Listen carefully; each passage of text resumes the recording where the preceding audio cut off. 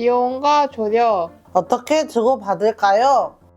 안녕하세요. 피플퍼센트 서울센터 활동가 박경인입니다. 안녕하세요. 저는 김연아입니다. 우리 둘이 처음 만났을 때 기억하나요? 현아도 저처럼 시설에서 살다가 자립했죠? 네, 아동시설에서 살다가 성인 그룹홈으로 옮겨졌고 그 뒤에 체험을 거쳐 자립했어요. 저는 현아랑 비슷한 경험이 있고 똑같은 또래라서 의지가 많이 돼요. 그리고 지금은 둘 다 지원주택에서 살고 있어서 가까이 있기도 하고요. 자립해서 살다 보면 고민이 되는 게 많죠? 그럼요. 사람들을 많이 만나니까 관계를 어떻게 잘 맞아야 하는지가 아직도 어려울 때가 많아요. 그래서 오늘은 우리에게 도움을 주는 사람들과 어떻게 하면 좋은 관계를 맺는지 이야기를 해보려고 합니다. 저는 자립이 그냥 혼자 사는 문제가 아니라 관계가 달라지는 문제라고 생각해요. 시설에 있을 때는 늘 눈치를 많이 봤잖아요. 직원, 언니들, 동생들 항상 눈치 보죠. 힘을 가진 사람이 누군지 빨리 알아내야 했어요. 그 사람에게 따라 제 생활이 달라졌으니까요. 그때는 늘 누군가 내 삶을 결정했던 것 같아요. 자립하고 나서는 이제 자유다라고 생각했는데 선생님 같아 보이는 사람을 만나면 여전히 눈치를 어느새 봐요. 현아는 근로지원인을 바뀌고 나서 많이 편해졌다고 했잖아요. 네, 지금 근로지원인은 저를 한 사람으로 존중해줘요. 안부도 물어보고 어려운 건 쉽게 설명해주고 일정 정리도 도와줘요. 우리는 속도에 맞추는 지원인을 만나면 삶이 달라져요. 그런데 늘 이런 좋은 사람을 만날 수 있는 건 아니죠. 맞아요. 아직도 발달장애인을 어린아이처럼 대하는 사람이 많아요.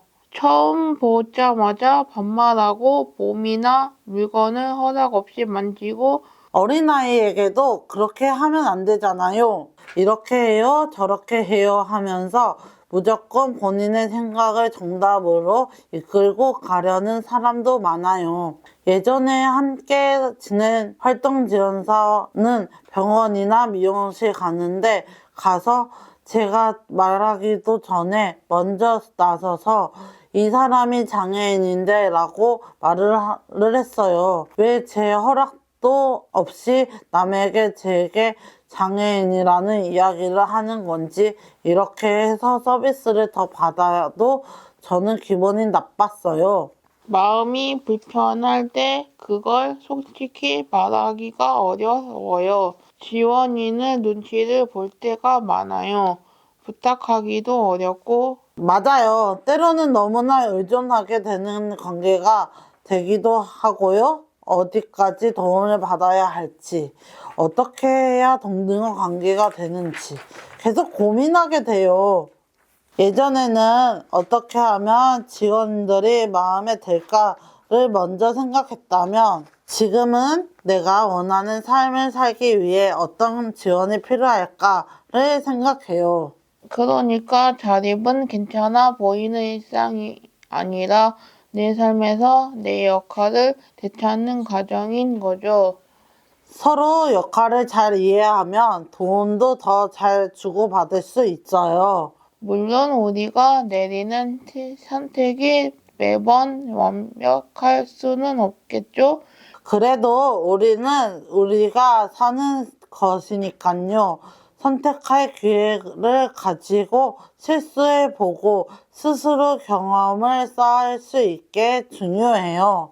그래서 저는 지원이는 대신 선택해주는 사람이 아니라 우리가 선택할 수 있게 도와주는 사람이어야 한다고 생각해요. 제가 느끼는 좋은 지원은 이런 거예요. 내 속도를 인정해주고, 내 감정과 의견을 먼저 물어봐주고, 내가 할 수 있는 건 내가 할 수 있도록 기다려주는 것. 그리고 실수해도 괜찮아요. 다시 해보면 돼요. 라고 말해주는 사람. 반대로 힘들었던 순간이 있어요. 나 대신 대답해 버리는 사람. 이건 무조건 이렇게 해야 해요. 라고 정답을 강요하는 사람.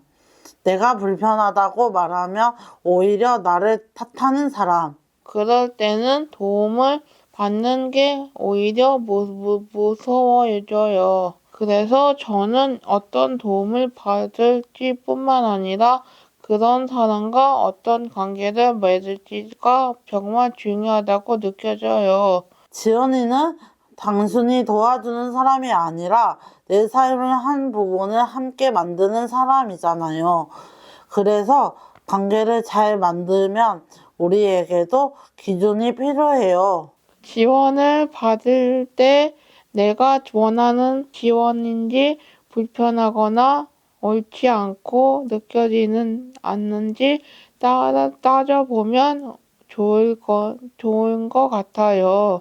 그런데 현실은 어려울 때도 있죠. 지원인과 의견이 다르거나 불편한데 말하기가 어려울 때요. 그래서 저는 그럴 때 어떻게 할 수 있는지를 미리 알아두는 게 정말 중요하다고 생각해요. 예를 들어 말하기 어려우면 문자로 먼저 정리해서 보내보기, 필요하면 센터나 관계의 중재를 부탁하거나 나와 함께 말해줄 사람을 찾기, 그리고 정말 힘들면 지원인을 바꿀 수 있다는 걸, 이런 정보를 알고 있으면 혼자 참다가 힘들어지지 않아도 돼요. 우리가 정보를 알고 있어야 이 관계 안에서 더 나답게 행동할 수 있죠. 그리고 또 하나 중요한 건 지원인과 나 둘만의 관계를 고립되지 않는 것이에요. 지원인이랑 너무 붙어 있으면 오히려 내가 다른 사람들과 만나기 힘들 때가 있어요. 지연이는 내 삶에 함께 고민하는 사람이지 내 삶을 대신 살아주는 사람은 아니잖아요. 그래서 우리는 친구, 동료, 지역에서 만나는 사람들처럼 나만의 관계망을 계속 만들어 가야 해요. 그래야 지원인이 바뀌거나 관계에 문제가 생겨도 내 일상이 흔들리지 않아요. 결국 동등한 관계라는 건 내게도 선택지가 있고 나에게도 다양한 사람이 있고 내가 내 삶의 주인이라는 걸 잊지 않는 관계라는 걸 같아요. 우리는 앞으로도 도움을 받으며 살아갈 거예요. 그리고 도움을 받는 건 부끄러운 게 아니에요. 중요한 건 도움 속에서도 우리가 선택권을 갖는 것이에요. 그리고 서로도 중요한 건 관계를 만드는 것. 그게 바로 지아립이고 건강한 지원과 조력이라고 생각합니다. 우리도 존중받으면서 지원받고 싶다. 투쟁!